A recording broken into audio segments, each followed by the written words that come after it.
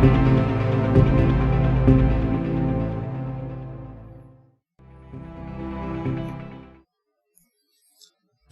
again, Christian greetings to all our valued listeners and viewers throughout the whole world, even more particularly to all Shepherd's Rod believers, and most especially to our beloved brothers and sisters in the United States of America. Special greetings to our brethren in Colorado, in Texas, Missouri, our brethren in Georgia, Kansas, in Fiji Island, in Mexico, Spain, in Africa, Kenya, Pakistan, to the United Kingdom, and also to our brethren in Australia, and to the rest of the 144,000 living saints scattered abroad. Greetings. May the good Lord bless you, brothers and sisters. This is our episode number 42, still on the subject, the chronological order of events. Upon the request of our beloved brother Steve, Sister Corinne, and to the rest of the brethren, may the good Lord bless you and have a wonderful evening. And among the events, I think, which is very important, is to have a definite and complete understanding concerning the fulfillment of Ezekiel 9. Remember, brethren, the Shepherd's Rod declared clearly in track 14, page 7, indeed, the prophecies are given for no other reason than to illumine the traveler's steps to safety. For through knowledge shall the just be delivered. Proverbs 11, verse 9. So that is the only objective why God gave the prophecies, to lighten our path ahead so that we could be able to travel this spiritual journey with safety. And White House Recruiter, page 27, it says, the prophecies we all know are heaven's light to our feet. So the prophecies, it is heaven's light to our feet, and we know that that is pointing to our spiritual journey. If we fail to open our eyes and hearts to them, at the time the Lord would have us profit by the unrolling of the scroll, how then shall we escape, being like the blind, leading the blind? I remember the statement in Answerer number 2 on page 75. It says, these prophecies must therefore be revealed in order to strengthen the church in her final warfare. Otherwise, for what purpose were they written? Answerer number 2, page 75. And it was guaranteed by inspiration that the locked door of prophecy is unbreakable. And it says here in track number 12, page 63, to open without a key a locked door is, of course, to break the door. But being unbreakable, the locked door of prophecy is impossible to open without the key. Track number 12, page 63. And of course, the key cometh only from God. And it is God's own prerogative to whomever He will bestow such key. In answerer number 4, pages 38 and 39, it says, accordingly, with inspiration in progressive revelation, present truth, go the case. So it says that, accordingly, with inspiration and progressive revelation, present truth, go the case. Answerer number 4, page 38 and 39. So, concerning our subject, the fulfillment of Ezekiel 9, if we could be able to completely decipher such very important subject, according to the Shepherd's Rod, in 1 TG number 37, page 11, it says, those who are fortunate enough to have this revelation brought to them are the people.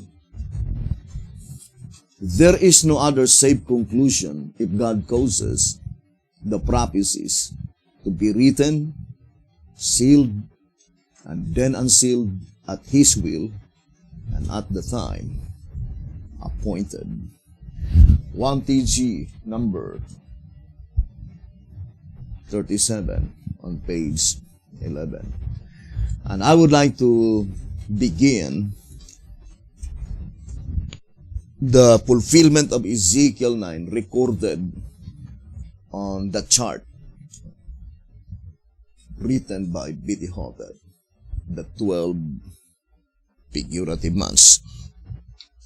So you can see here, fulfillment of Ezekiel 9. Then you can see number 5. And then you can see the arrow here in between September and October. So that is September 16. The fulfillment of Ezekiel 9.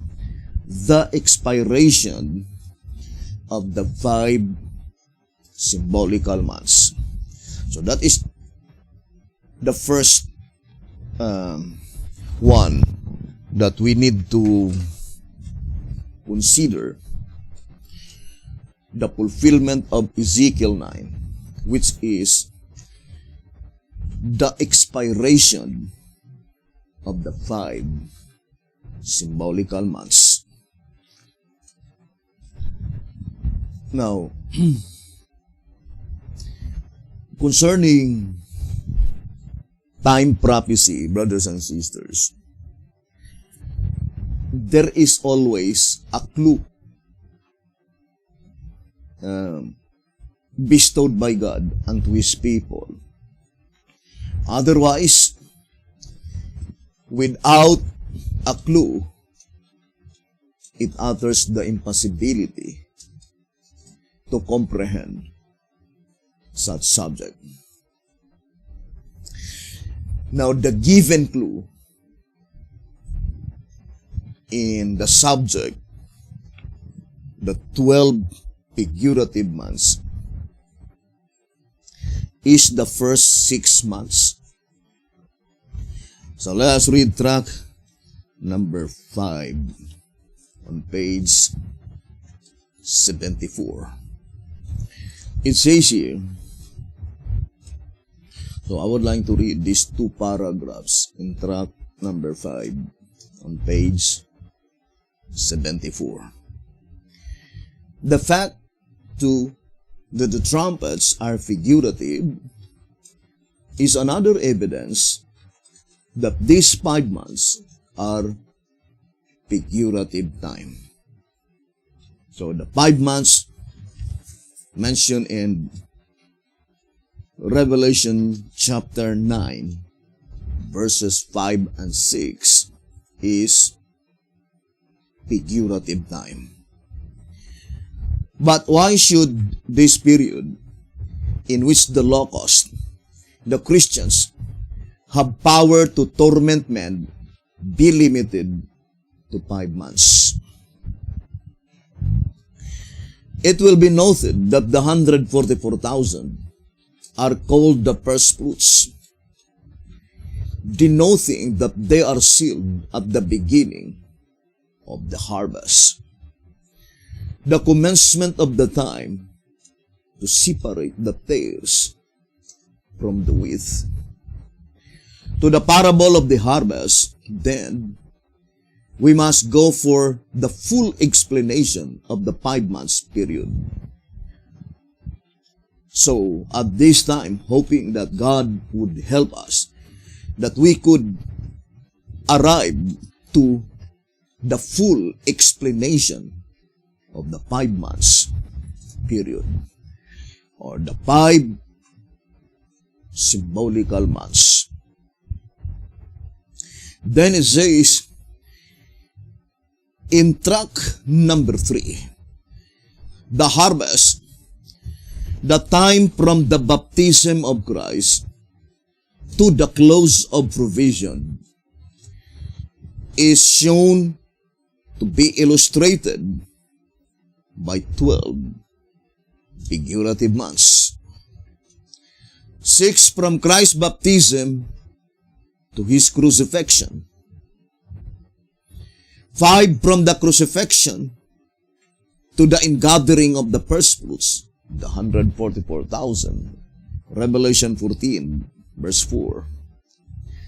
Leaving 1 month for the ingathering of the second fruits, the great multitude of Revelation 7, verse 9. And I would like to remind again that in studying the Shepherd's Rod publications, the statement in answerer number 3, page 41, must be strictly followed. It says, let us remember always to observe the inviolable rule that an interpretation of one inspired statement must harmonize with all other related statements. Or in other words, since God revealed the plan of redemption in diverse ways,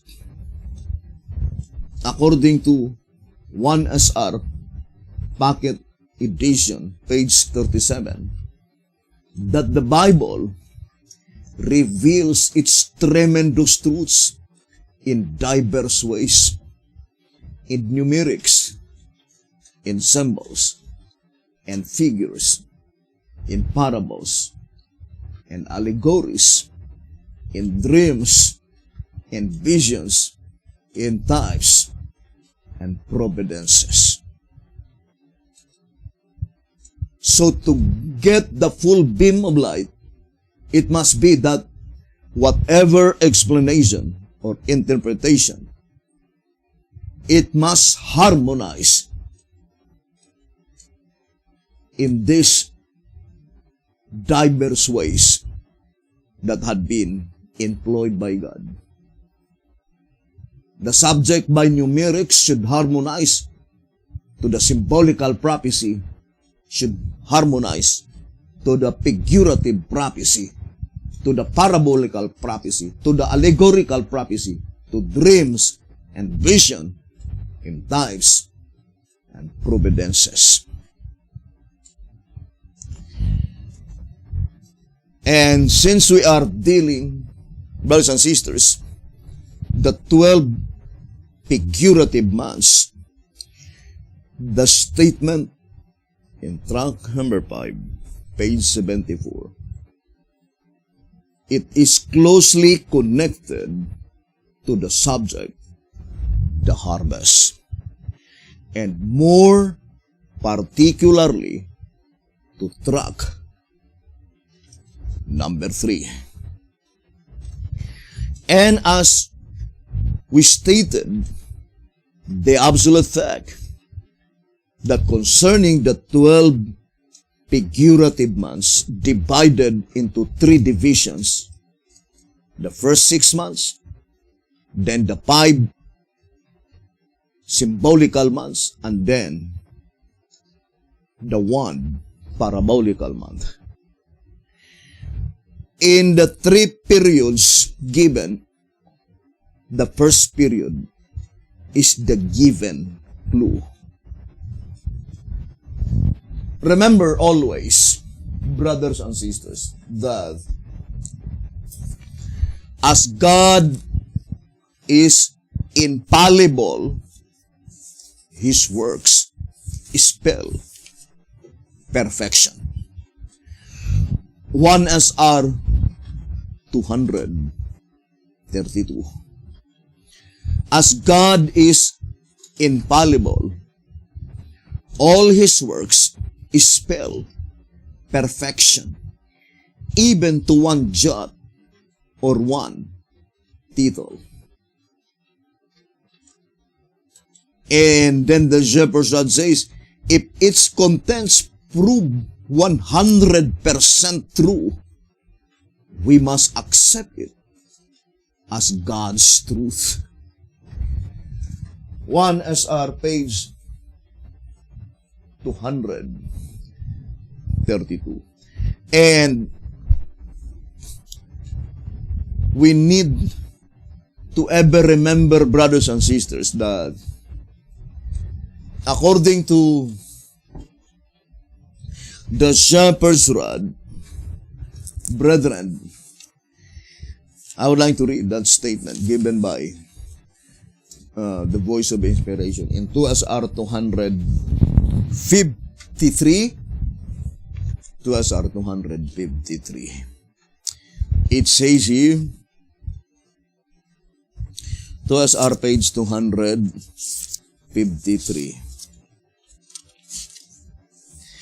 It is certain that nothing could fit so perfectly by accident. So if we could be able to show to you how does the prophecies had been perfectly fitted to each other in perfect harmony to the one with the other, then it is certain that it did not happen by accident. But think of such marvelous foresight in devising a wonder of this kind, which could reveal by a living picture the future for thousands of years. Are not such evidences as this a token of love divine toward fallen beings? Gratitude swells from our hearts.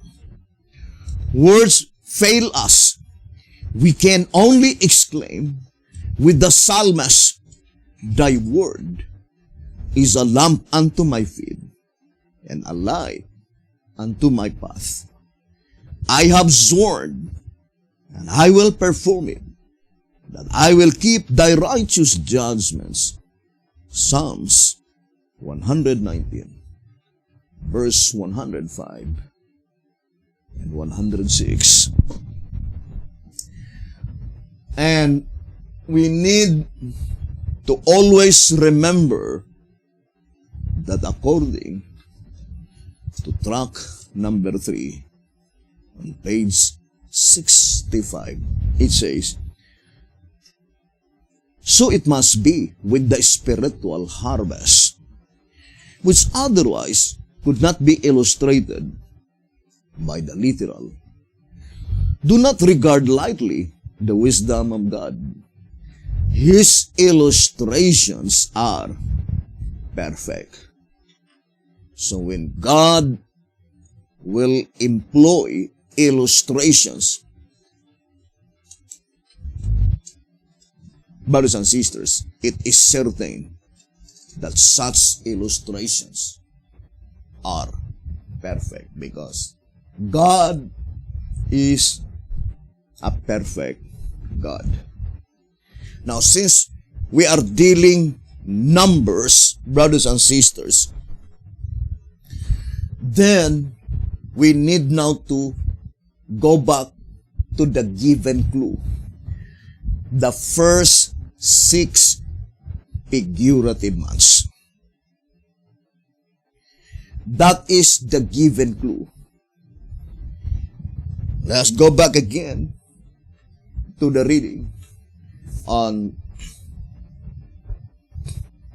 track number 5 on page 74.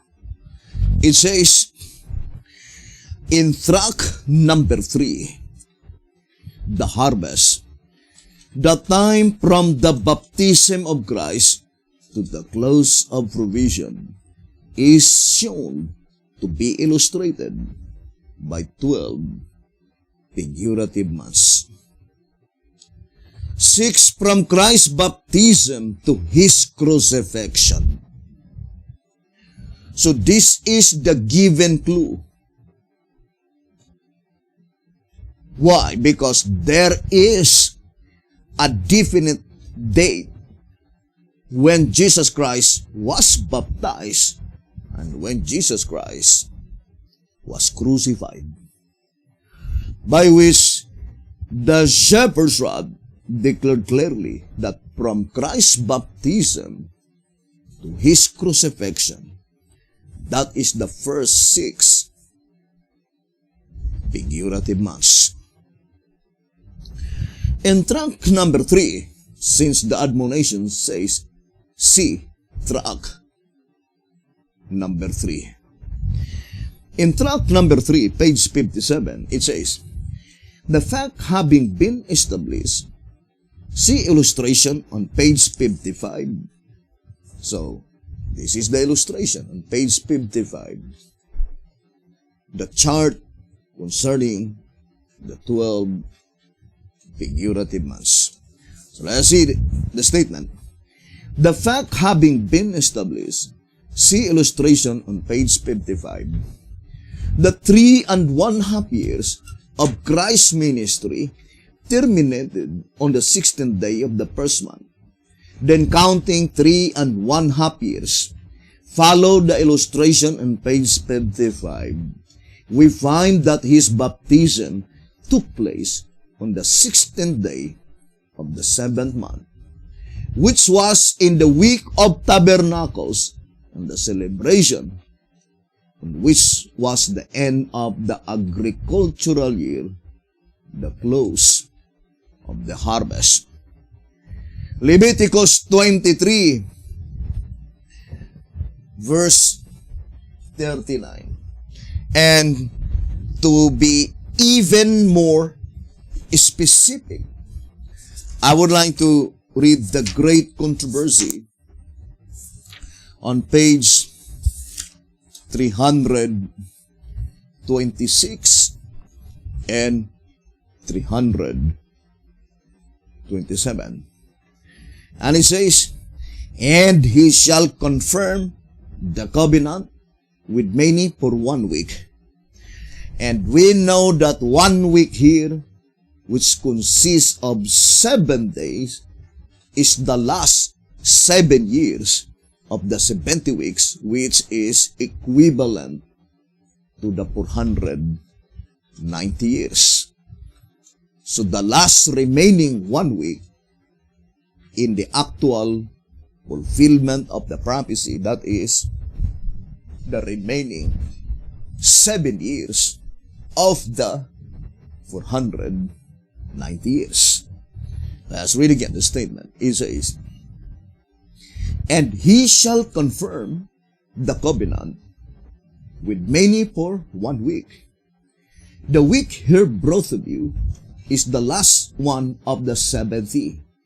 It is the last 7 years of the period alluded especially to the Jews. During this time, extending from AD 27 to AD 34. So, the information that was given by God to Sister White is the year. But the information that was given by God to Betty Hopper is the date and the month. Therefore, we can easily understand that Christ's baptism took place on October 16, 27 AD. And Christ's crucifixion took place on April 16, 31 AD, as stated on the Great Controversy 326 and 327, which is exactly 3.5 years, being the half of 7 years, saying in the midst of the week. And that is exactly 1,260 days. And in this instance, it is concretely proven that Bible prophecy is reckoned by the Bible calendar, by which the Bible calendar consists of 12 months in a year, 30 days to each month. 30 times 12 equals 360 days every year. So that is 3.5 years, meaning 42 months. Brothers and sisters, then 42 months times 30 equals 1,260 days. From October 16, 27 AD to April 16, 31 AD, that is the first 6 figurative months. So, the exact number of the 6 figurative months is 1,260 days. But the literal 6 months, that is only 180 days. Because 6 times 30 equals 180. So, I would like to show to you our diagram so that we could understand. So, this is the given clue. Christ's baptism, hoping that we could place here. Christ's baptism, October 16, 27 AD, ended on Christ's crucifixion, April 16, 31 AD. That is the first 6 figurative months. brothers and sisters, according to tract number 5 on page 74. Now, Christ's baptism, then crucifixion. Christ's baptism, then this one is crucifixion. The first 6 figurative months. So, the focal point in reality is the 5 symbolical months, not the 6 figurative months. The 6 figurative months is only the groundwork. That is only the groundwork. That is not the particular object in view. Because according to tract number 5, on page 34, it says, fulfilled prophecies are seen therefore to be employed by the scriptures only as groundwork for that part of prophecy which is yet to be fulfilled. Tract number 5 on page 34.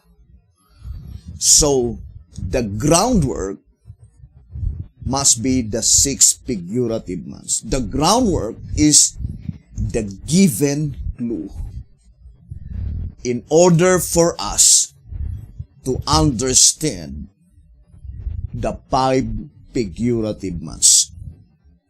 It is in absolute importance that God should bestow unto us the given clue. There must be given clue, and that is the first 6 figurative months. And the 6 figurative months, exactly 1,260 days. So let us divide 1,260 divided by 6 equals 210 days. So in this instance, we could easily comprehend that each parabolical month is 210 days. The literal month, of course, only 30 days. But since we are studying the figurative months, and the given clue is the first 6 figurative months, we can easily comprehend that each parabolical month consists of 210 days. Therefore, it's easy to understand that in the perfect fulfillment of the prophecy, the entire 12 figurative months must be equivalent exactly 7 years. Because the first 6 figurative months is a half of the 12 figurative months. And since the 6 figurative months consist only of 1,260 days or 3.5 years, and being the half of the 12 figurative months, then the perfect fulfillment of the prophecy, the exact number of years of the 12 figurative months must be exactly 7 years. So, there is a close connection of the last 7 years of the 490 years to the perfect fulfillment of the prophecy. Now, let us focus first to the prophecy concerning the 70 weeks. Concerning the 70 weeks, which is equivalent to 490 days or 490 years. Now, I would like to read Consecrated way to Christian perfection. Let us read the statement given by the voice of inspiration. So let us read the statement. Consecrated way to Christian perfection. On page, now let's read here, 115 and page 116. It says, that is the true purpose of God in the sanctuary and its service in all time, whether in the figure or in the truth, whether for Jews or for Gentiles. What is the purpose of God? Which is called the eternal purpose of God. I would like to read the upper portion so that we could understand. It says, for the angel of God, still consecrated way to Christian perfection, page 115. It says,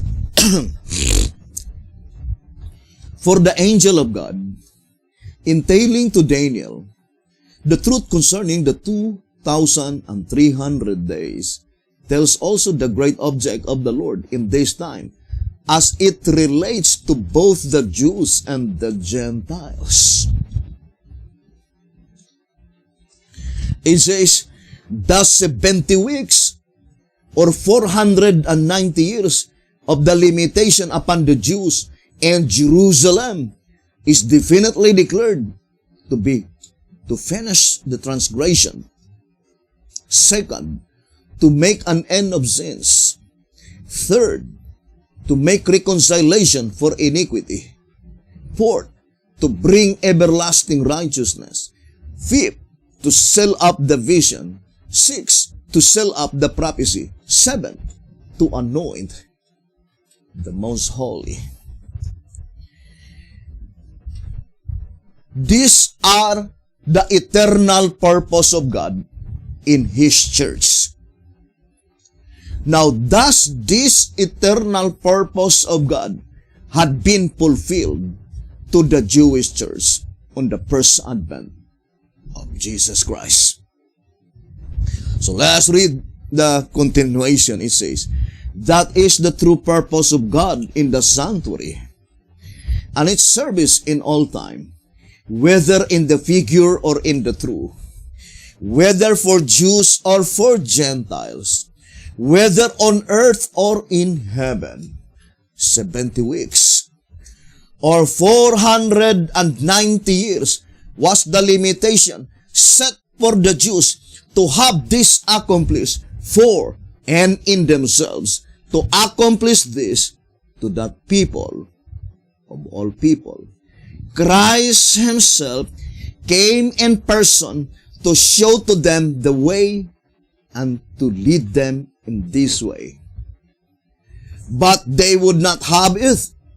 Instead of seeing in Him the gracious one who would finish transgression and make an end of sins and make reconciliation for iniquity and bring in everlasting righteousness to every soul, they saw in Him only Beelzebub, the prince of the devils, only one instead of whom they would readily choose a murderer, only one who as king they would openly repudiate and choose a Roman Caesar as their only king, only one whom they counted as fit only to be crucified out of the world.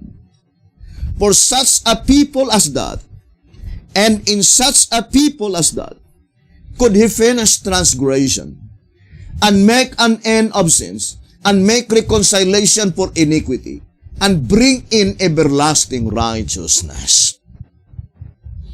Impossible. Impossible by their own persistent rebellion. Instead of His being allowed by them to do such a gracious and wonderful work for them from the depths of divine pity and sorrow, he was compelled to say to them, O Jerusalem, Jerusalem, thou that killest the prophets and stonest them which are sent unto thee, how often would I have gathered thy children together, even as a hen gathereth her chickens under her wings, and ye would not. Behold, your house is left unto you desolate. The kingdom of God shall be taken from you and given to a nation, bringing forth the fruits thereof. Matthew 23, verse 37 and 38. Matthew 21, verse 43. And then it says, the nation to whom the kingdom of God was given upon its rejection by the Jews was the Gentiles. And that which was to be done for the Jews in the 490 years, which were limited to them, but which they would not at all allow to be done for them, that is the identical thing to be done for the Gentiles, to whom the kingdom of God is given in the 110 years allotted to them. And that work is to finish the transgression, and to make an end of sins, and to make reconciliation for iniquity, and to bring in everlasting righteousness, and to seal up the vision and prophecy, and to anoint the most holy. This can be done alone in the finishing of the mystery of God, in the cleansing of the true Christian sanctuary. And this is done in the cleansing of the true sanctuary only in the finishing of transgression and making an end of sins, in perfecting of the believers in Jesus on the one hand, and on the other hand, in the finishing of transgression and making an end of sins, in the destruction of the wicked and the cleansing of the universe from all taint of sin that has ever been upon it. Consecrated way to Christian perfection, 115, 116, and 117. Now, thus this eternal purpose of God, enumerated by 7 enumerations, had already been fulfilled. Of course, the only answer that can be given is, it was not yet fulfilled. And it is closely connected with our subject, the 12 figurative months. And I'm praying to our Almighty God that God would help us to have a heavenly wisdom to understand this very important prophecy. Now, brothers and sisters, no one would disagree if I say that 6 is greater than 5, and 5 is less than 6. And since tract number 3, page 65, says that Christ's illustrations are perfect, then the 5 symbolical months, in its perfect fulfillment, must be less than the 6 figurative months. The 6 figurative months is the given clue. And the 6 figurative months consist of 1,260 days. And since we already divided 1,260 divided by 6 equals 210, then it's easy to understand that each parabolical month consists of 210 days. Then let us multiply 210 times 5, then that is 1,050 days. That is 1,050 days. So, the exact number of the 5 figurative months must consist only 1,050 days. And, brothers and sisters, that is our main subject, and this time to find out the perfect fulfillment of the 5 figurative months, by which such 5 figurative months must be exactly 1,050 days. Now notice, on the given clue, let us go back to the chart of B.T. Halter. The given clue is the first 6 figurative months. Christ's baptism, October 16. This is, it says Christ baptized. You can see the word. Christ baptized. October 16. That is 27 AD. And Jesus Christ was crucified. April 16. Jesus Christ was crucified on April 16. So, from October 16, 27 AD to April 16, 31 AD, the first 6 figurative months, the given clue. Track number 5, page 74. But you notice it is only the period of time which is figurative. Because the literal 6 months, it must be 180 days.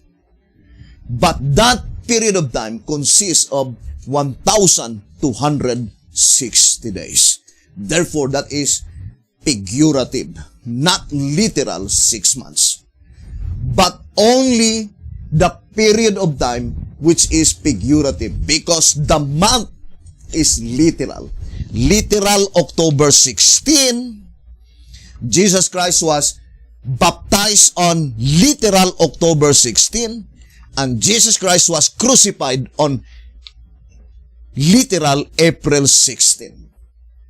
And that is why only the 5 symbolical months by which we can prove to you that from months and periods of time, all of them are symbolical, because that is the particular object in view.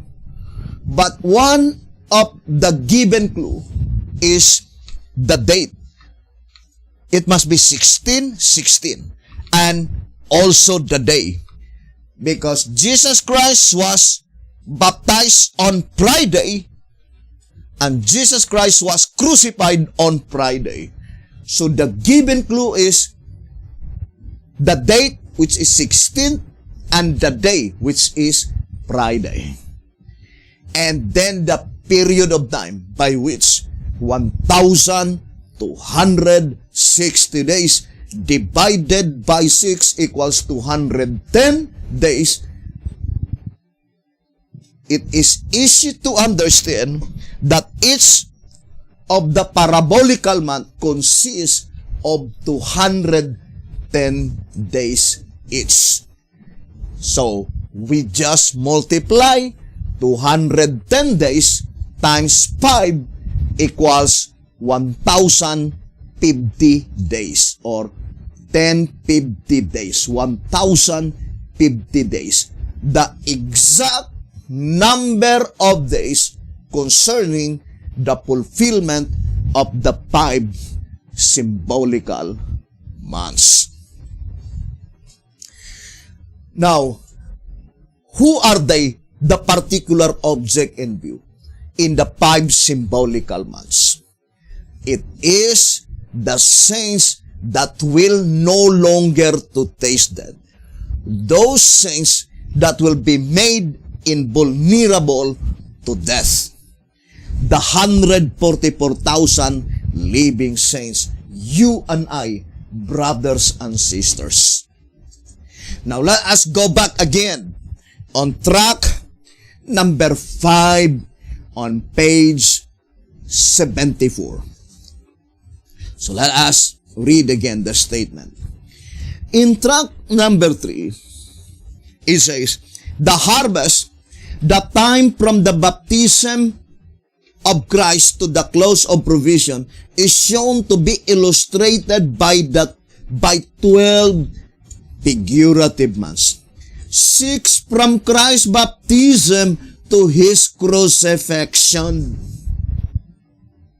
5 from the crucifixion to the ingathering of the first fruits, the 144,000, Revelation 14 verse 4, the 144,000 living saints, the saints that will no longer to taste death, is the particular object in view in the subject, the 5 symbolical months.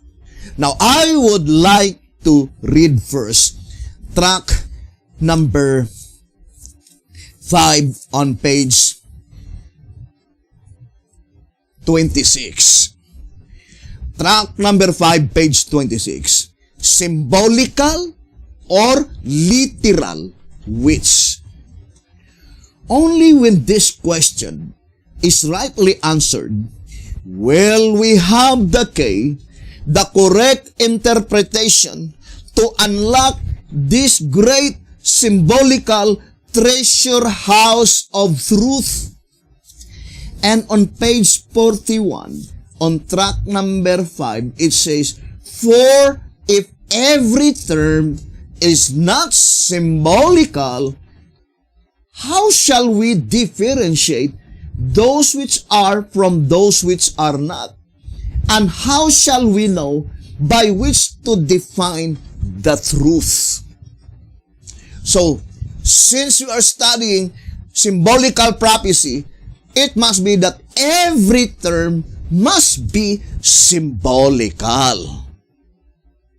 So, in this study, then we will prove to you that in the perfect fulfillment of the prophecy, it could not refer, brothers and sisters, to the literal crucifixion, because it is symbolical prophecy.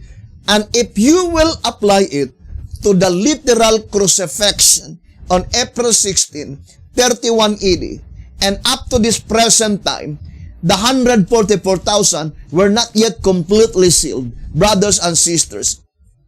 It is already more than how many years? Brothers and sisters, I think it is more than 1,800 years. Then, the illustration of God could no longer be perfect because the 6 figurative months is only 1,260 days or 3.5 years. And then the 5 symbolical months is a longer period than the 6 figurative months. So, brothers and sisters, it is illogical. Because 6 is greater than 5. And 5 is less than 6.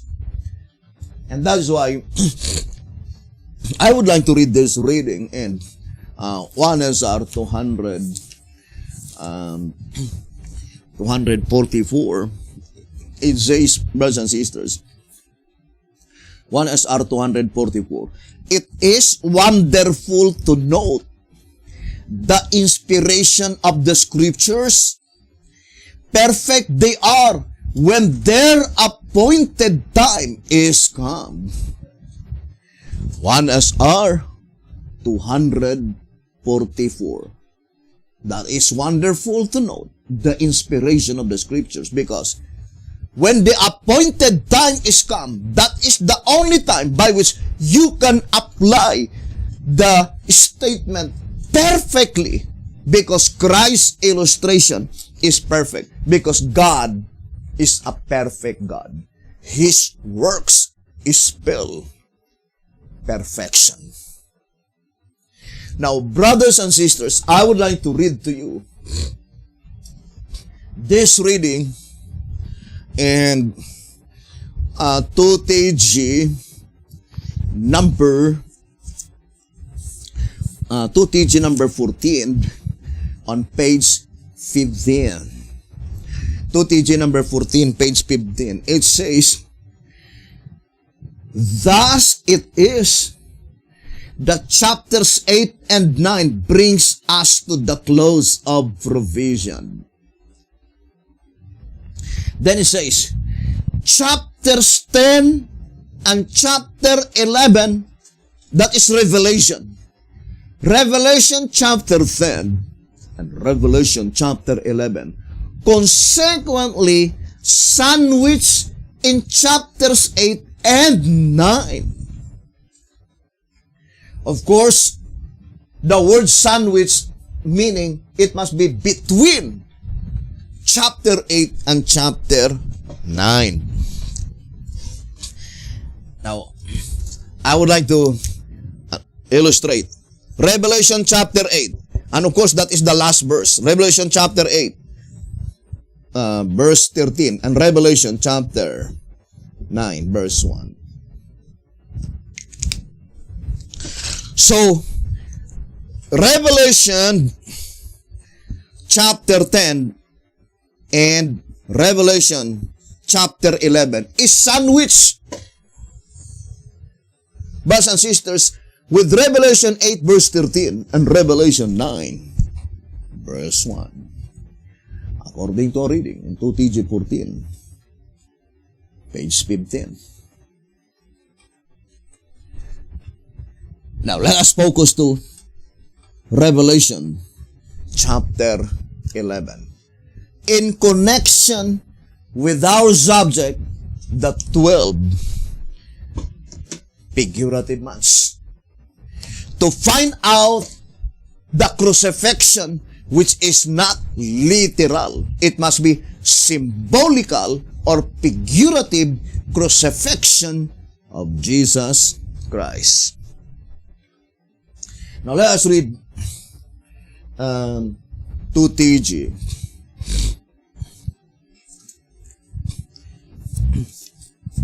2TG number 15. So, let us read the statement given by the voice of inspiration. I would like to read 2TG 15, pages 11 and page 12. Now we may ask, who is the beast of the bottomless pit? If the star that came from heaven and opened the pit is Christ, and if the locusts that came out of the pit are the Christians, then there is no way of escaping the conclusion that the beast which came out of the bottomless pit is symbolical of Christendom. Thus it is that the Lord was crucified there.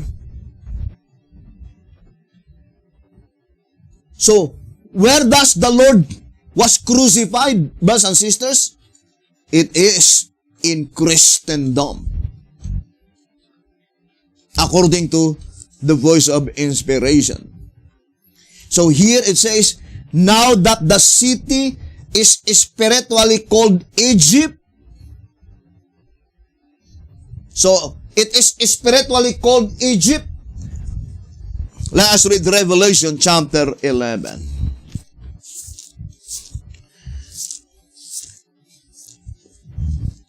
It says here, Revelation chapter 11, and verse 7 and verse 8. And when they shall have finished their testimony, the beast that ascended out of the bottomless pit shall make war against them, and shall overcome them and kill them.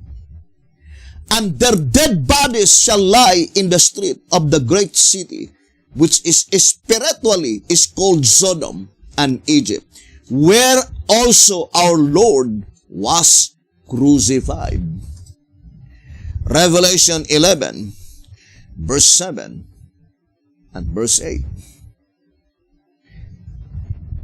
I just focus, brothers and sisters, to Revelation 11, verse 7 and 8, as in connection with our subject concerning, brothers and sisters, the crucifixion of Jesus Christ. Because if we study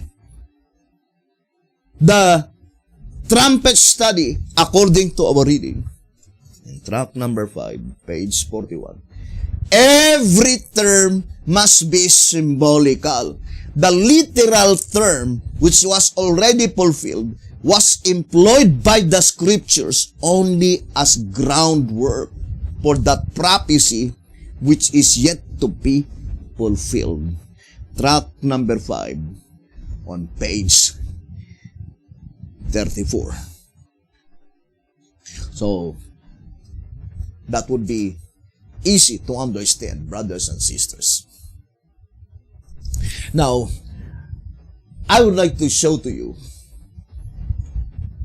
So, we have now our goal to find out when does Jesus Christ was spiritually crucified in spiritual Egypt and spiritual Sodom.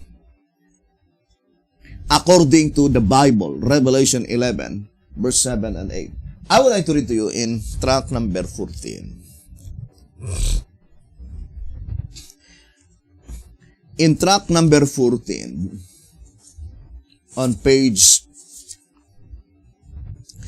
6, it says here,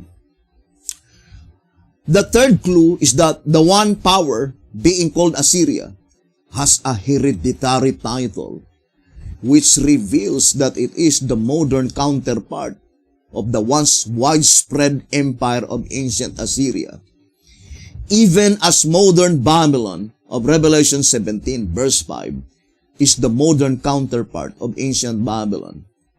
And as spiritual Egypt of Revelation 11, verse 8, is the modern counterpart of ancient Egypt. See the great controversy 269, 270. All of these counterparts then are but another scriptural intimation and confirmation of the age-old truth that history repeats itself and on a much broader scale than in the original.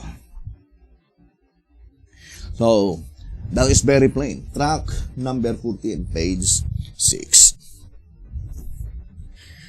So, we need to study now closely. What is spiritual Egypt? Brothers and sisters, it is very important to understand what is spiritual Egypt. Although, in the writings of Alonzo Jones declared clearly that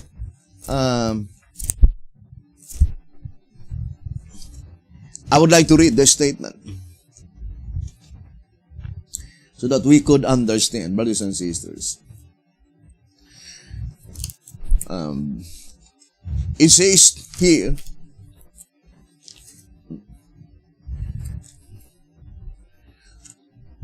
spiritual Egypt is indeed the literal Egypt, because spiritual things are the most literal of all things. There is, as there always has been, a physical Egypt over there in northern Africa, through which the river Nile flows, but that is not the literal Egypt. The literal Egypt is spiritual Egypt. So, the actual place of ancient Egypt is not the literal Egypt. That is physical Egypt. Located in Northern Africa. That is the physical Egypt. But the literal Egypt is also the spiritual Egypt. And the spiritual Egypt is also the literal Egypt. But in the Shepherd's Rod says that counterpart of the literal Egypt and counterpart of the spiritual Egypt. That is the statement given in track 14, page 6.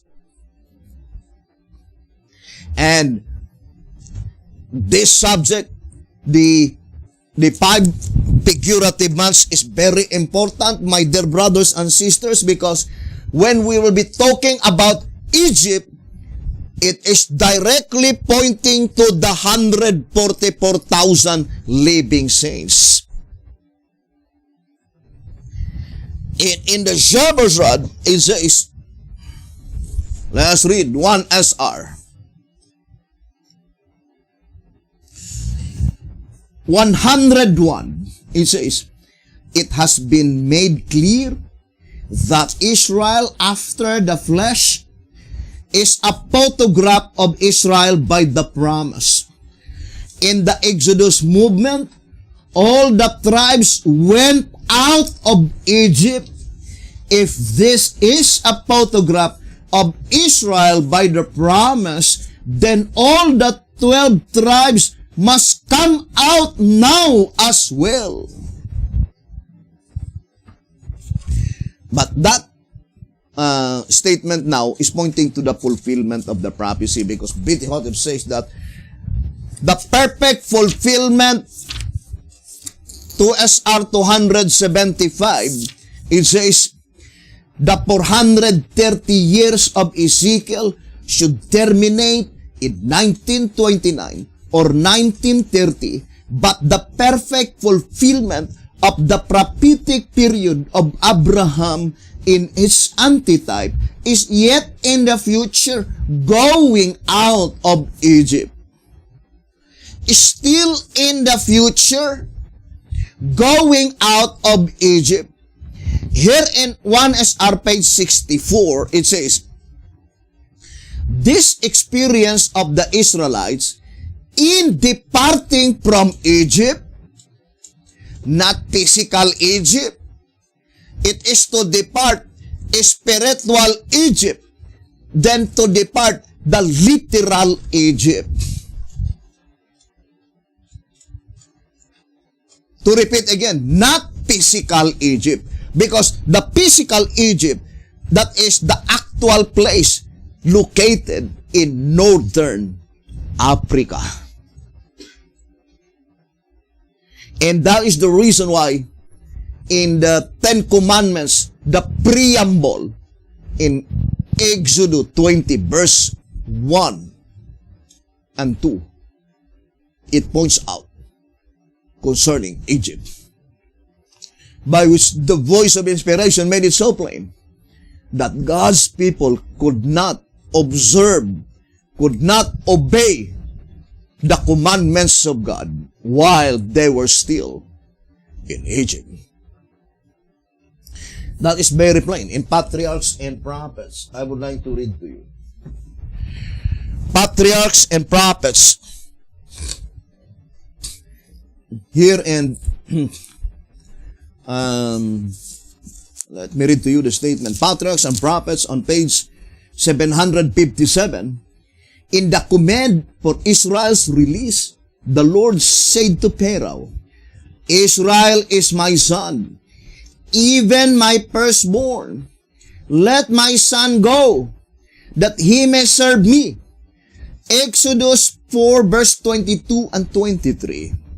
The psalmist tells us why God delivered Israel from Egypt. He brought forth his people with joy and his chosen with gladness, and gave them the lands of the heathen, and they inherited the labor of the people, that they might observe his statutes and keep his laws. Psalms 105, verse 43 to verse 45. Here we learn that the Hebrews could not serve God in Egypt. Patriarchs and Prophets, page 757. And it reminds me, brothers and sisters, the statement in 2TG, number 22, page 26. 2TG number 22, page 26. Now is everyone's chance to decide to be either on the one side or on the other. Either to reform or to be led by the faithful bay horses, or to cling to the self-important grizzled horses and stay by them in the south country. What is the south country? Egypt. That is Egypt. And also Sodom. Sodom is located in the south country. Egypt is located in the south country. It says here, and stay by them in the south country, there to perish. If you still remember, brethren, the book of Ezekiel, I would like to read to you. Here in Ezekiel chapter, let's read again the statement given by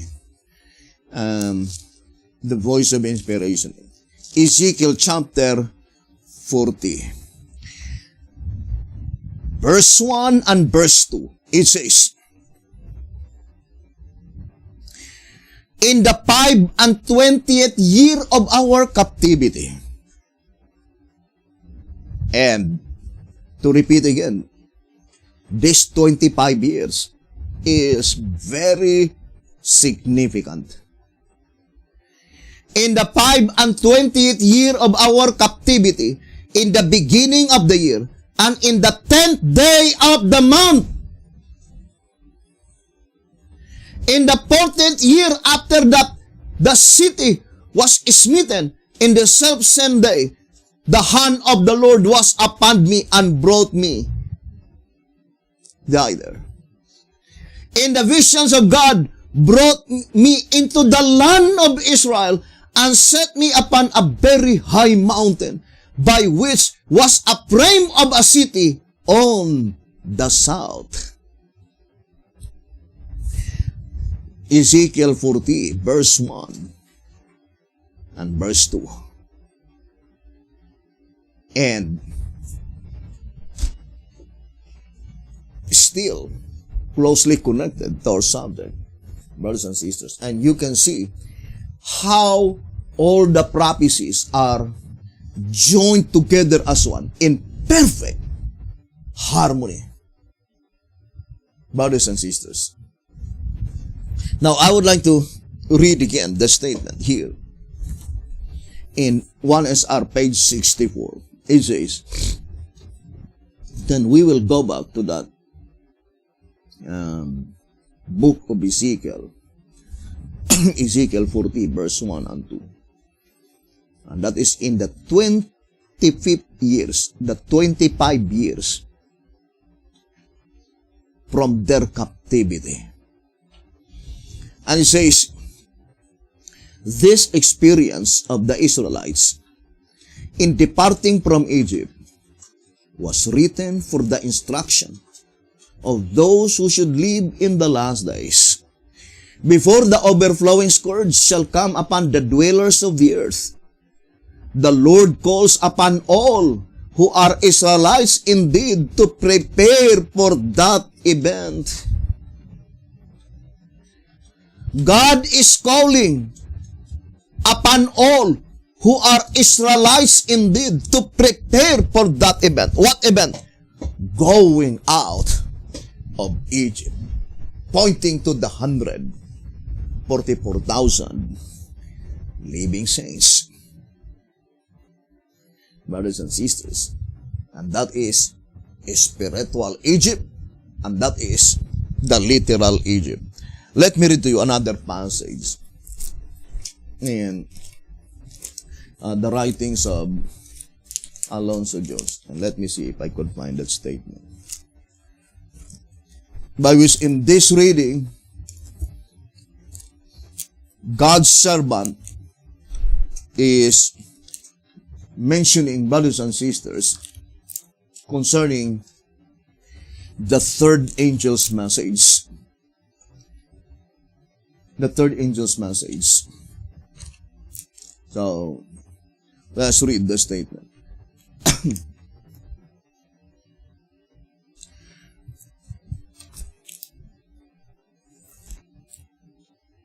And hoping that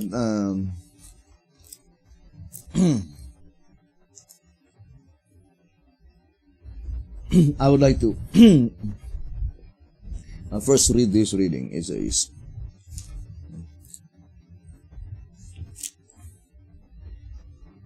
this is what is stated in Revelation, the 18th chapter. Another angel came down from heaven, having great power, and the earth was lightened with his glory. That is precisely the same that is pointed out here. What keeps back that flood of light? Has that flood of light been waiting to burst forth upon the world ever since that time? Yes. What has kept it back after 1844? Unbelief. What has kept it back since? Unbelief. Is it not time then that we found deliverance from Egyptian bondage? Oh, think of it. The message would have been proclaimed in the power of the Holy Spirit. The Lord would have brought mightily with their efforts. A flood of light would have been shed upon the world. Years ago, the inhabitants of the world would have been warned. The closing work completed, and Christ would come for the redemption of His people. Oh, let us then no longer delay. Why shall we not have deliverance from Egypt? And from all that is implied in the word spiritual Egypt. Let the Holy Ghost be given and bring that might power to work for sinners, that flood of light may lighten the world, that the world may be warned, that Christ may come, that we may be redeemed from this world of sin and sorrow. Now, I would like to go back to our main subject. So we already proven with absolute facts that the subject, the 5 symbolical months, brothers and sisters, is the absolute answer concerning the fulfillment of Israel. 144,000 is spiritual Israel going out of Egypt. We need to prepare for that event. And the only way that we could prepare for that event is to know the event itself. And it can be certain by establishing the entire period of the 5 symbolical months. I would like to read this reading in track number 2.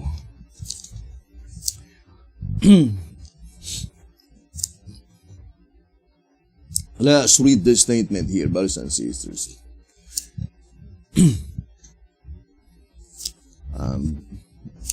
In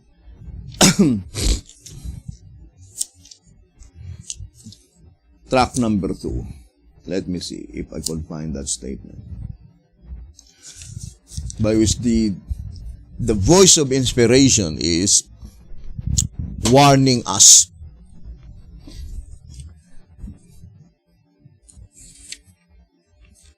That there is an appointed time, brothers and sisters, that God commanded His people to left Egypt. But at this time, God will no longer repeat again the one that will left Egypt is still a mixed multitude. It says here, track number 2, page 46, 45, and 46. Seeing that the chariot is drawn by both teams, it's pulling in a different direction from the other. Obviously, both cannot win out without breaking it in two, thus leaving it ruined and useless. One tail or the other, therefore, must be cut out of the traces. And the fact that the strong horses, verse 3 margin, are the ones who walk to and through the earth, while the grizzled remain in Egypt. The grizzled remain in Egypt shows that the bay alone are to possess the chariot and to take it from Egypt to the promised land.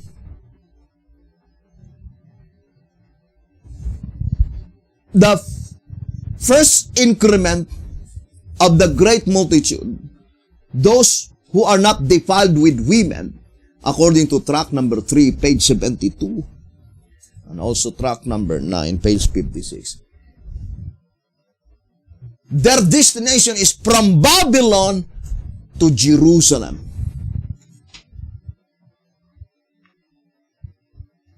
All Sabbath keepers not under the banner of the third angel's message. That is from Babylon to Jerusalem, according to 1 TG number 11.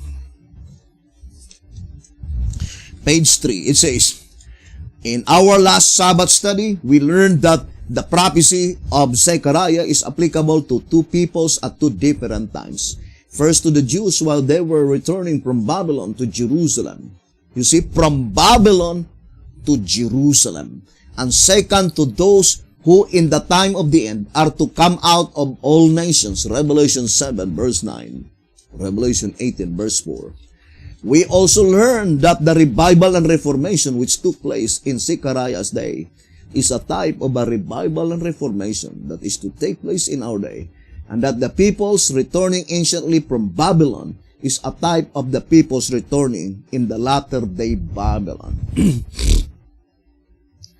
So the first increment of the great multitude, which is the undefiled ones, brothers and sisters, they were taken from Babylon to Jerusalem.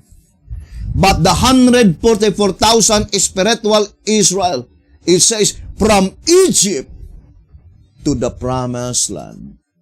Track number 2, page 45 and page 46. Now, brothers and sisters, although our subject is not to define what is literal Egypt and what is spiritual Egypt at this time, but rather we focus our time to that predicted event when God commanded His people to abandon Egypt. The departure of Egypt.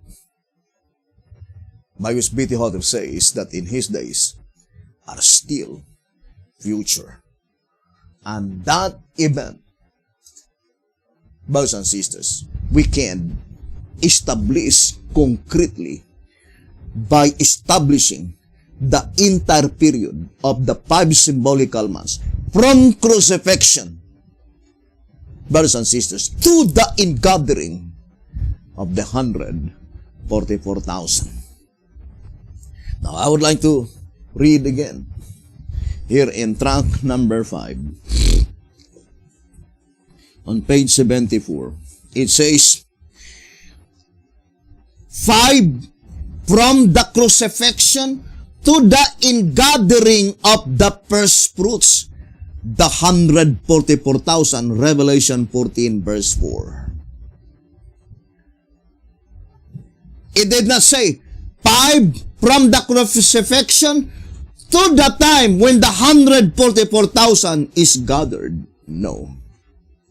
But rather, at the time when the 5 symbolical months expire, that is the commencement of the ingathering of the 144,000 living saints. Track number 5, page 74. The ingathering of the 144,000. Now, let us connect first our subject to the ingathering of the 144,000. According to the Shepherd's Rod, I would like to read to you track number 5.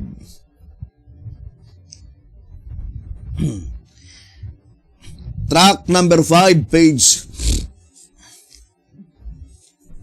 So let us read the statement here in track number 5 on page 108.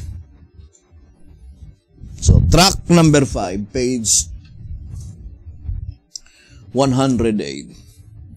So let us read the statement given by the Shepherd's Rod.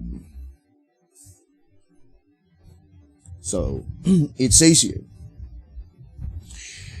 thus the doctrine of the investigative judgment, along with the doctrine of ingathering and numbering the 144,000, comprises the present truth committed to the Seventh-day Adventist denomination in 1844 and up to the additional message of today. Early writings, page 277. The Seventh-day Adventist denomination was to proclaim these 2 great truths before many peoples and nations and tongues and kings. 2 great truths to be proclaimed to many peoples. Brothers and sisters, now, what are these 2 great truths? It says, the truth that was given by God in 1844 and the truth that was given by God in 1930. These 2 great truths must be proclaimed unto whom? Many peoples, nations, tongues, and kings.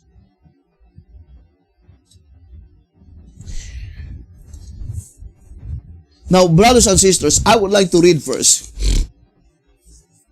Who are they? The many peoples mentioned in track number 5, page 108. So it's very important that we need to establish gradually so that we could be able to know who are they, the many peoples. I would like to repeat again. The first great truth that was committed by God to Sister White is enumerated in 3 doctrines. So let us read again the enumeration. It says, investigative judgment, the ingathering of the 144,000, and the numbering of the 144,000. I would like to read again so that you could ponder deeply. Tract number 5, 108. Thus the doctrine of investigative judgment, along with the doctrine of ingathering. What ingathering? I would like to elaborate first what ingathering mentioned in that reading. Tract number 5, 102. Tract number 5, 102. It says, God sent into their midst. Tract number 5, 102. God sent into their midst one Ellen G. Harmon, 17 years of age, to be his mouthpiece unto them. She was given a vision related to the disappointment and the ingathering of the first fruits, the 144,000. Ingathering of what? The first fruits, the 144,000. Now let us read again, tract number 5, page 108. It says, thus the doctrine of the investigative judgment. What investigative judgment? Only the judgment that pertains to the dead, which is called by the shepherd's rod as the message in the 9th hour call, the 4th call. So let us read the statement here. And White House Recruiter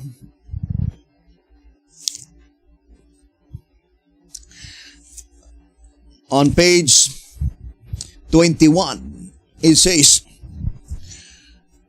now that for the first time the parable is ablaze with light, none but the eye that is hopelessly gone out in dungeon darkness can fail to see distinctly that the message with which we Seventh-day Adventists were entrusted in 1844 at the 9th hour is not the 11th hour message, not the message of the judgment of the living, but rather only of the judgment of the dead. White House Recruiter, page 21. So, the only message that was given by God to Sister White is concerning the judgment that pertains to the dead. God gave no message to Ellen G. White concerning the judgment that pertains to the living.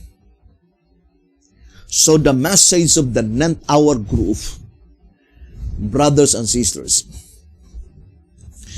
is only the judgment that pertains to the dead.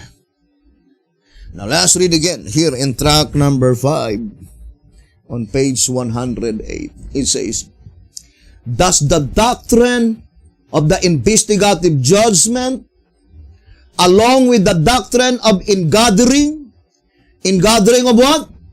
Ingathering of the 144,000 first fruits is spiritual Israel, according to tract number 5, 102. And numbering the 144,000. So, the doctrines or the great truth that have been bestowed by God to Sister White is enumerated into 3 doctrines: investigative judgment that pertains to the dead, the ingathering of the 144,000 is spiritual Israel, the numbering of the 144,000. So that is very plain. But according to this reading, in tract number 5, page 108, and then it says, and these 2 great truths up to the additional message of today, and that is pointing to the message in 1930. So there are 2 great truths. The message given from 1844, brothers and sisters, up to 1915, and then the message from 1930 to 1955. These two great truths, it says, and these two great truths up to the additional message of today, early writings, page 277, the Seventh-day Adventist denomination was to proclaim before many peoples and nations and tongues and kings.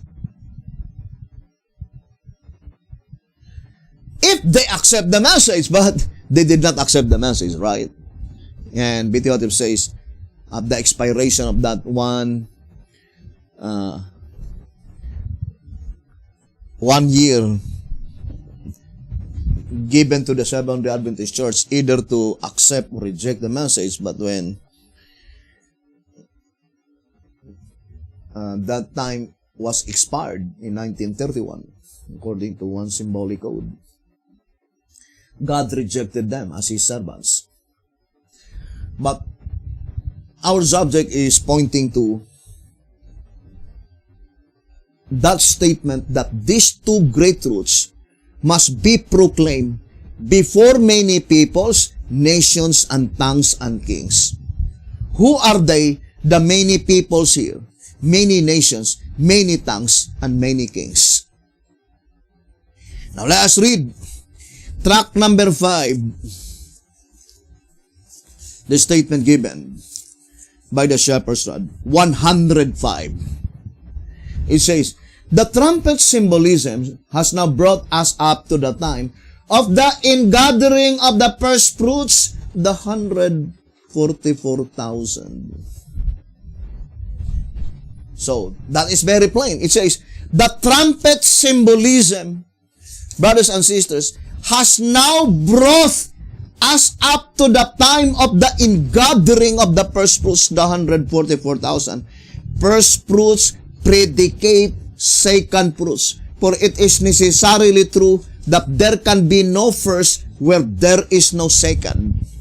Whereas, or wherefore, just as there is a prophetic commission for in the ingathering of the first fruits from many nations. Who are they to be gathered from many nations? They are the first fruits, the 144,000 living saints.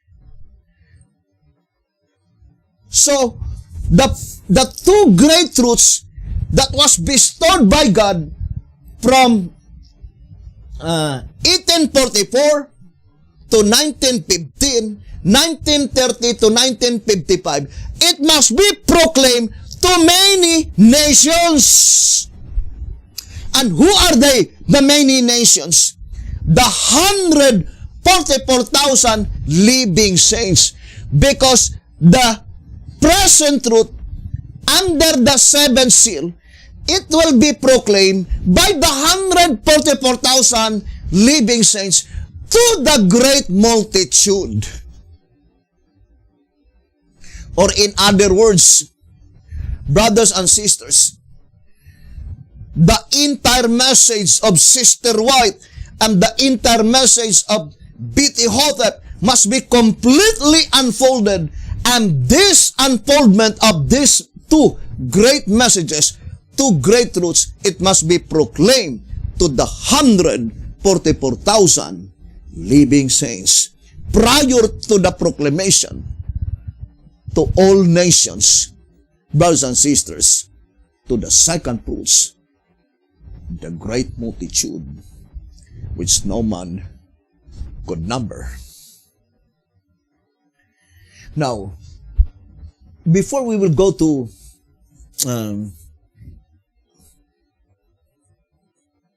B.T. Hotep, let us first enumerate one by one.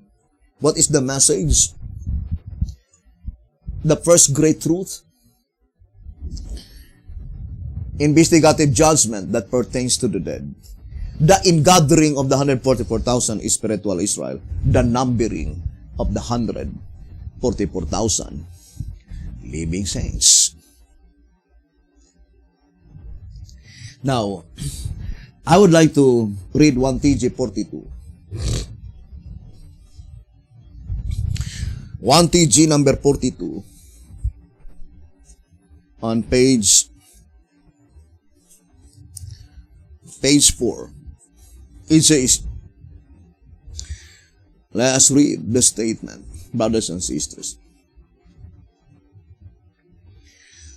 1TG number 42, page 4. This implies that the righteousness of his people at the proclamation of this chapter is but dimly, if at all, going forth, and that the salvation thereof is not now as lamp that burneth, but as a lamp the light of which is gone out.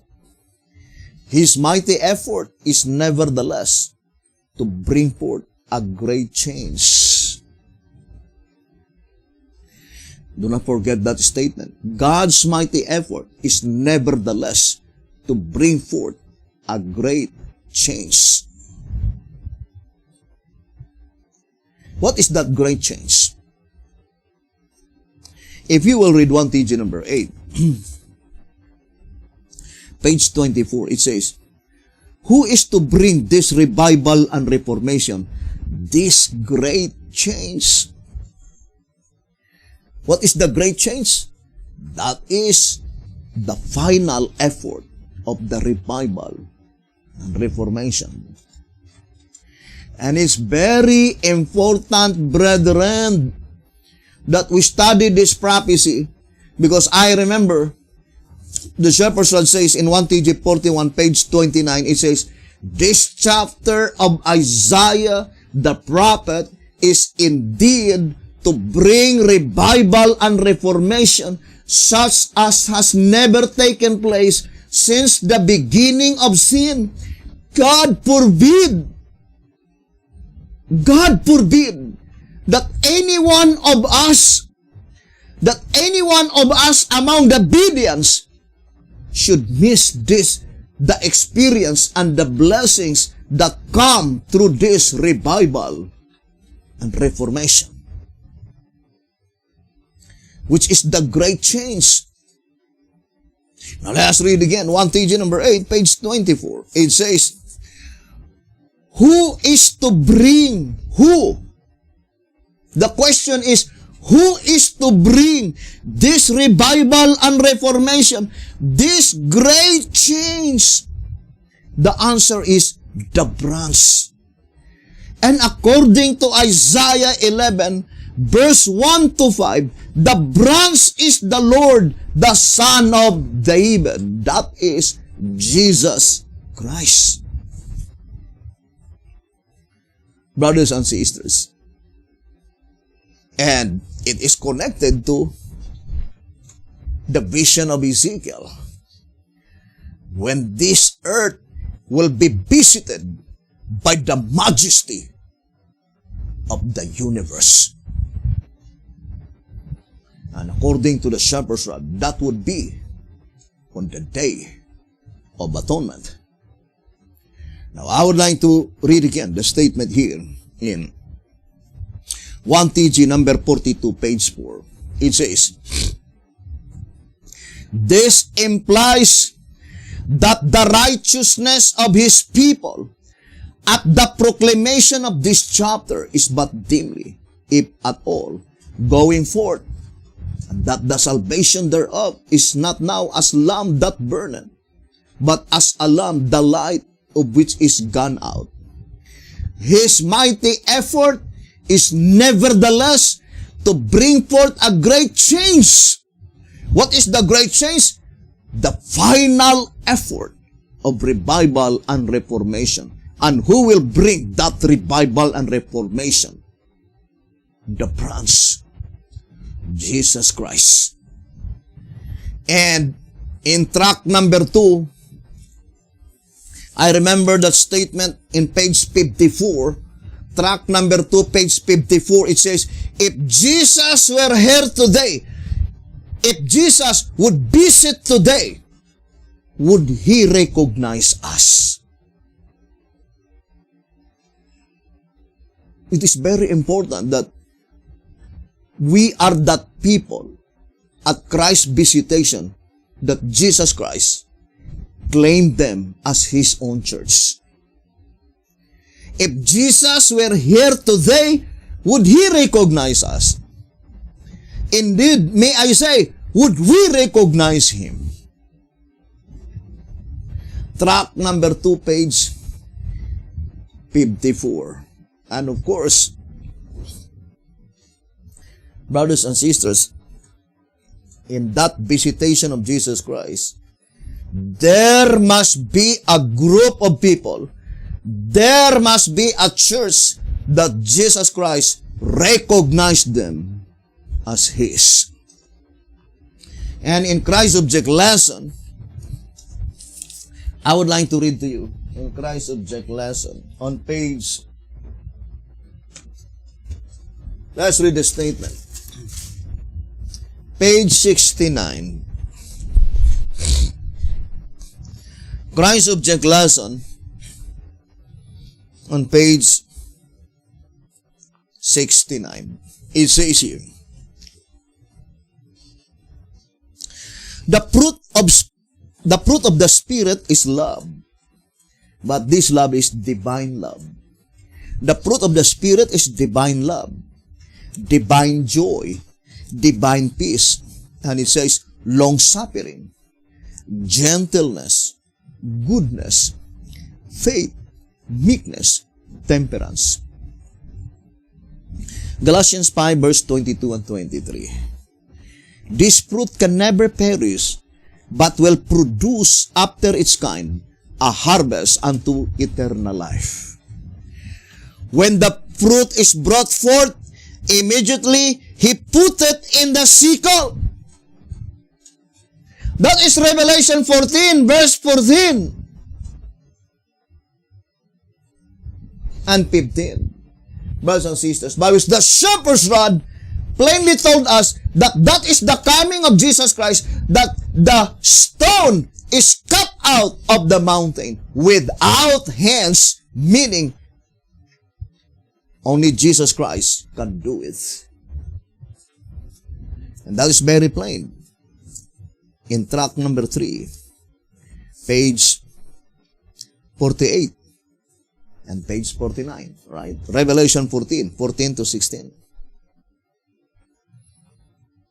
You can read the entire page, but I would like to read in page 49. At the former coming of the Son of Man, the stone which smote the great image was cut out without hands, without man's aid, and by the Lord Himself.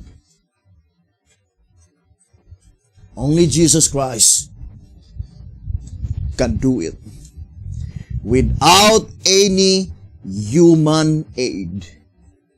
Track number 3, page 49.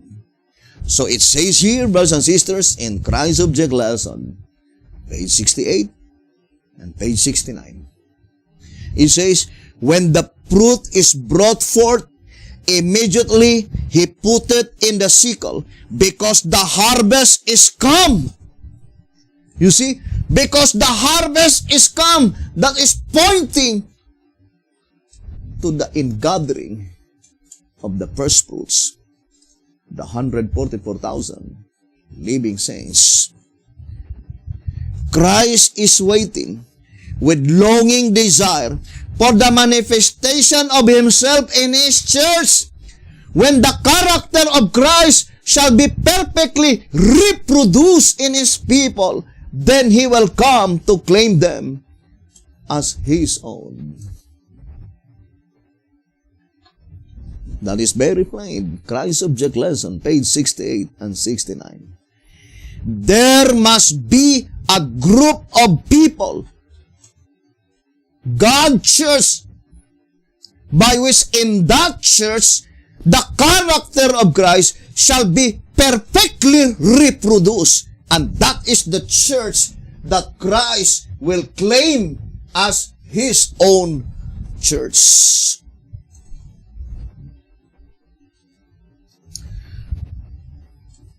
Now,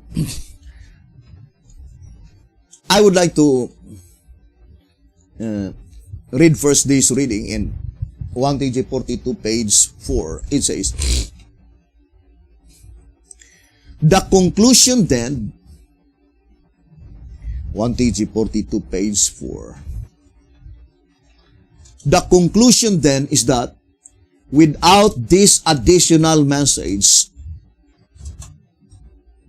what is the additional message? The shepherd's rod publications. The conclusion then is that without this additional message, the church will never reach her goal. 1 TG 42, page 4. Or in other words, there is no possibility that we could be able to comprehend the investigative judgment that pertains to the dead, the ingathering of the first fruits, 144,000 living saints, and the numbering of the 144,000 living saints without the shepherd's rod publications.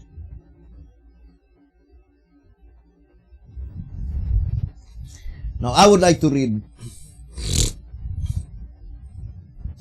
2TG. 2TG number 15. I think, number 14 rather. 2TG number 14. Let's read. Page 16. It says,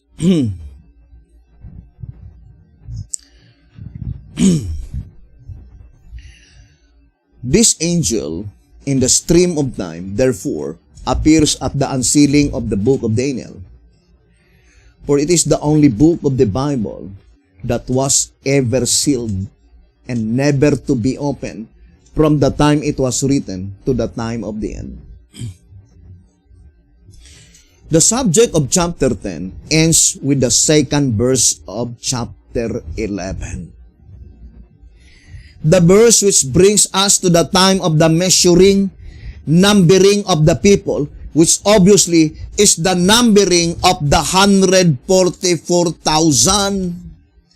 Chapter 7 verse 3 to 8, for they are the only numbered company of people in the thread of prophecy.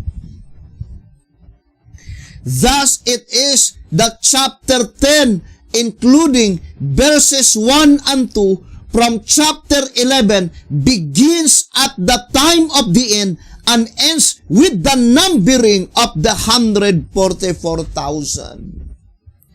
The time of the end ended at the commencement of the numbering of the 144,000.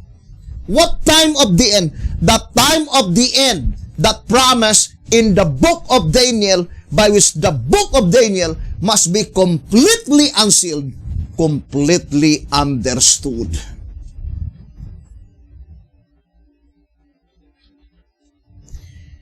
Bithotep testified. I would like to read 3 Symbolic Code 8 to 10, page 8. It says, the angel who instructed Daniel declared that the book would be closed until the time of the end. Therefore, in the time of the end, the book must be opened. The word does not say that the book is open either at the beginning or at the close of the time of the end, all at once or a little at a time, but simply in the period of the time of the end. However, history proves that the prophecies of Daniel were not all revealed at once, but slowly. The fact that we as yet do not understand the whole book proves that some parts of it are yet closed. That is the testimony of the prophet. Bithotep himself declared clearly that there are still some parts of the book of Daniel which is still closed in his lifetime. And the prominent one by which Bithotep himself testified that concerning Daniel 11 verse 45, it is not yet clearly understood in their days. And that is very important. Daniel 11 verse 45 in our subject concerning the 144,000 living saints. Now, I would like to read just one passage in 2SR, although it is not our subject, because we have a different subject concerning Daniel 11 verse 45. But I would like to read a statement here in 2SR on page 151. 2SR 151. It says, thus whosoever, so it doesn't matter, whosoever shall stand at the head of that persecuting power. What does it mean? Thus whosoever shall stand at the head of that persecuting power. There is a divinely appointed time by which predicted in the Bible, brothers and sisters, that God allowed Satan, brothers and sisters, to use all his power to persecute God's people.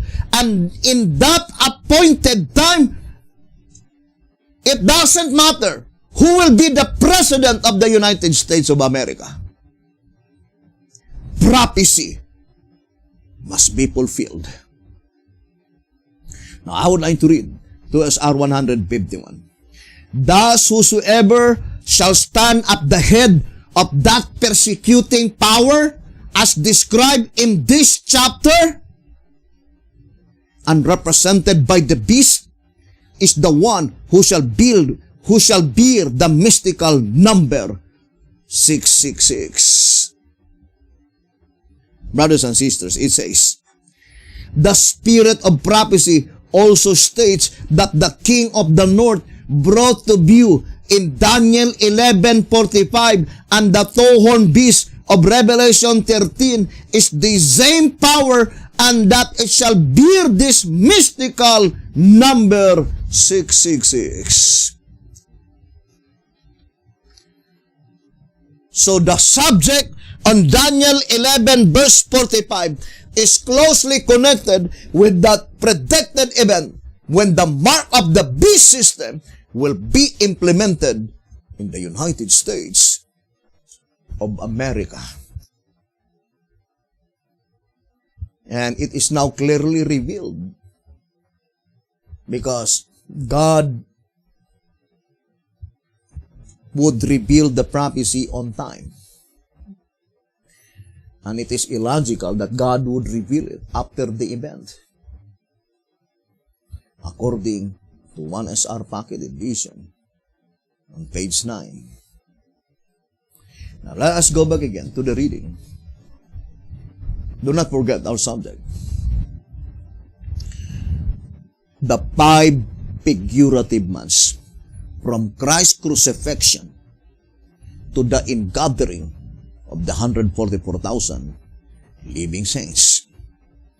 But since we are dealing trumpet study, symbolical prophecy, that crucifixion could not be the literal crucifixion. It must be symbolical crucifixion. The predicted event in Revelation 11, verse 7 and verse 8. That Jesus Christ was crucified in spiritual Egypt and spiritual Sodom. But there is only one geographical location, that is in the South Country. Both Egypt and, brothers and sisters, both Egypt and Sodom is located in the South Country. And it is closely connected with the vision of Ezekiel. In the 25th year of their captivity. I would like to read again. Ezekiel chapter 40 on verse 1 and verse 2. It says here, in the 25th year of our captivity, in the beginning of the year, in the 10th day of the month, in the 14th year, after the city was smitten, in the selfsame day, the hand of the Lord was upon me and brought me thither. In the visions of God, brought he me into the land of Israel. But it is not literal Israel, brothers and sisters, because the vision of Ezekiel is pertaining to the last generation of man. And set me upon a very high mountain, by which was as the frame of a city on the south. I would like to read to you here on Ezekiel chapter 16. Although we have a separate subject concerning the book of Ezekiel. Here in Ezekiel chapter 16, I would like to read to you verse 1 and 2. It says, Again the word of the Lord come unto me, saying, Son of man, cause Jerusalem to know her abominations.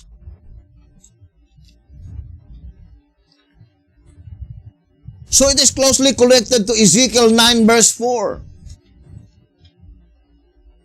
The abominations of Jerusalem. Now I would like to read Ezekiel 16 verse 14, 45, and 46. It says, Behold, everyone that useth proverbs shall use this proverb against thee, saying, As is the mother, so is her daughter. Thou art the mother's daughter, that lotheth her husband and her children, and thou art the sister of thy sisters, which loth their husbands and their children. Your mother was an Hittite, and your father an Amorite. And it says, And thine elder sister is Samaria, she and her daughters that dwell at thy left hand, and thy younger sister that dwelleth at thy right hand is Sodom and her daughters.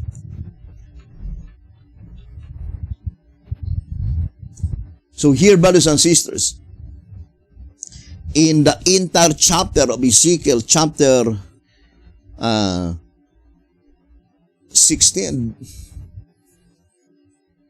revealed, brothers and sisters, that all abominations that done in Israel and Jerusalem. And Sodom is the south of Engedi or Engedi. And remember, Engedi and Eniglaim is found in the subject Ezekiel 45, the mighty river. Brothers and sisters, here's another verse that I would like to read to you in the book of Isaiah. Chapter 1, verse 10. It says, Hear the word of the Lord, ye rulers of Sodom. Give ear unto the law of our God, ye people of Gomorrah. Who are they? Here, the spiritual Sodom and spiritual Gomorrah, by which the message was addressed here in Isaiah chapter 1, verse 10. And to know in details, we will explain this subject on the subject, the book of Ezekiel. Now let us go back again to our reading, brothers and sisters. According to 2TG number 14, page 16, the voice of inspiration says that verses 1 and 2 of chapter 11 is a part of the subject in chapter 10. We already explained that the entire subject of chapter 10 is concerning the book of Daniel, according to the shepherd's rod. Therefore, if we will be talking about chapter 10, let us read again. 2TG number 14, page 15. It says, chapters 10 and 11 consequently sandwiched in chapter 8 and chapter 9. But of course, it must be pointing to the last verse of chapter 8 and the first verse of chapter 9. So chapter 10 first, it is sandwiched between chapter 8 verse 13 and chapter 9 verse 1. Or in other words, chapter 10, the entire subject of chapter 10, which is the complete unfoldment of the book of Daniel, brothers and sisters, it must be completely understood after the proclamation of Revelation 8 verse 10 and before the fulfillment of Revelation 9 verse 1. What is Revelation 9 verse 1? In the perfect fulfillment of the prophecy, the visitation of Christ on this earth, connected with Revelation 14 to 16, to gather the 144,000 living saints. So before Jesus Christ will visit the earth, the book of Daniel must be completely unfolded first. And that is pertaining to the entire proceedings of the judgment that pertains to the dead. So the similarity between the writings of or the book of Daniel and the writings of Sister White, both of them, the only message that was entrusted to them is the message, the judgment that pertains to the dead.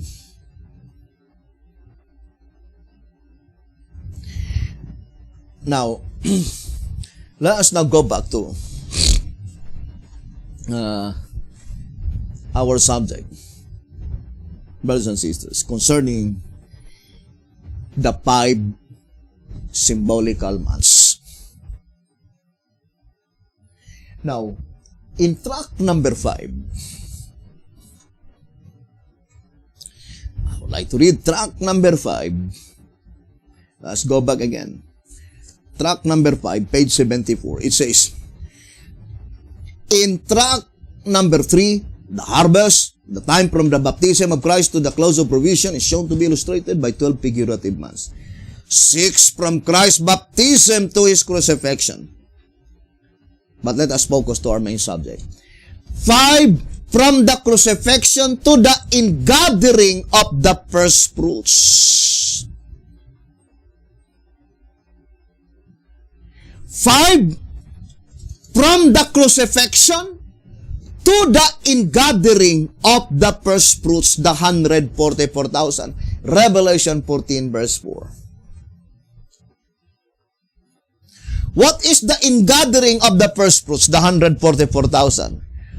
The second enumeration of the truths that was entrusted by God to Sister White. Let us read again, track number 5. On page 108.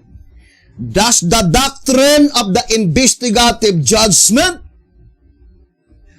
along with the doctrine of ingathering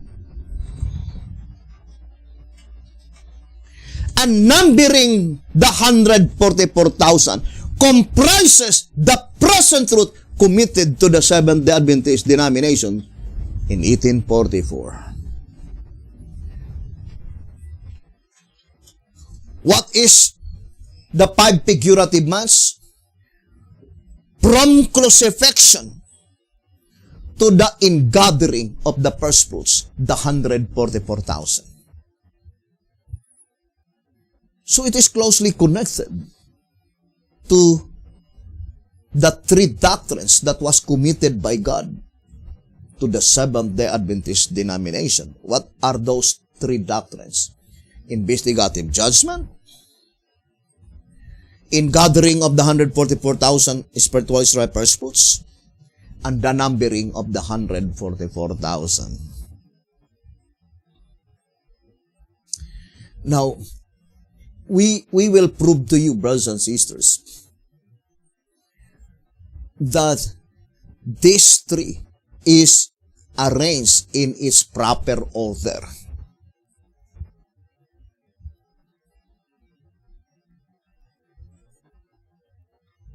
Remember,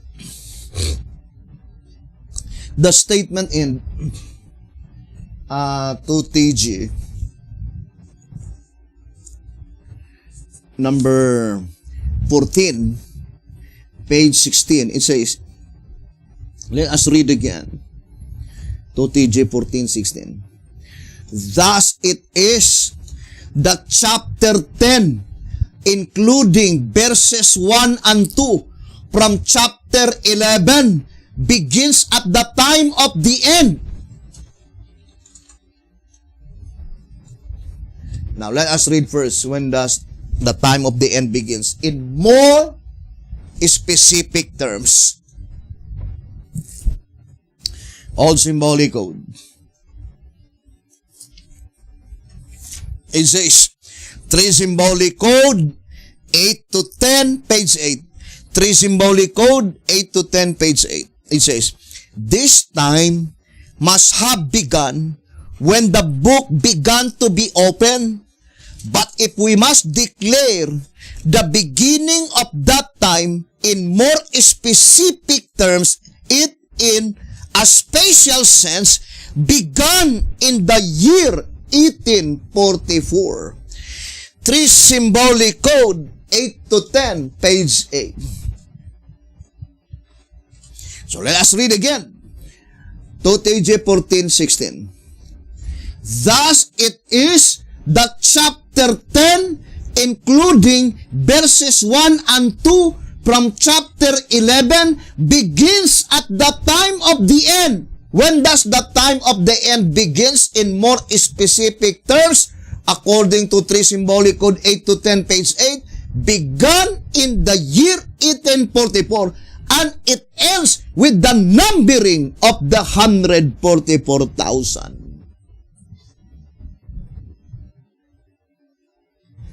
So, that is very plain, brothers and sisters. Ends with the numbering of the 144,000. How does the 144,000 had been numbered? If you will connect our subject in Ezekiel 45. Only 3 times, right?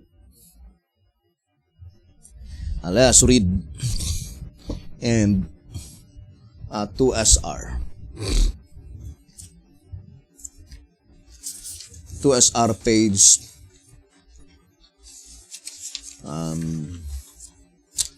200. Let me see.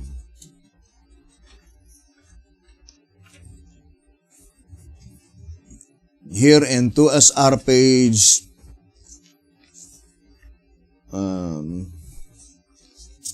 200, is it 90?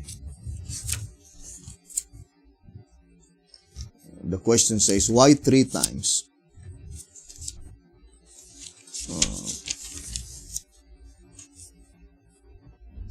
Let me see it. 2SR in page 200.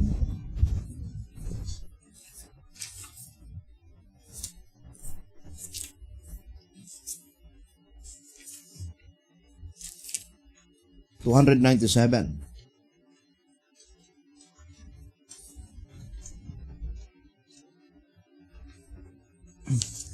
and also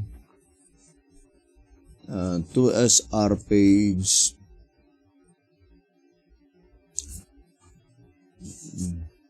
295. It says, so let's read. After the angel had measured 3 times 1,000 cubits. So how many times? 3 times. That is pertaining to the 144,000 living saints, spiritual Israel. But concerning the great multitude, in 297 it says, the angel measured 4 times. So why is it that concerning the first fruits, the 144,000, only 3 times? But the great multitude, the angel measured 4 times. It says, the angel measured 4 times 1,000 cubit eastward. 1,000, 10,000, 10 times 100. Why 4 times 1,000? Why not more or less? So why not more or less? And how about in the church concerning the first fruits? Why the angel measured 3 times? Not 4, not 2, and not 5. So there must be an accurate significance, brothers and sisters.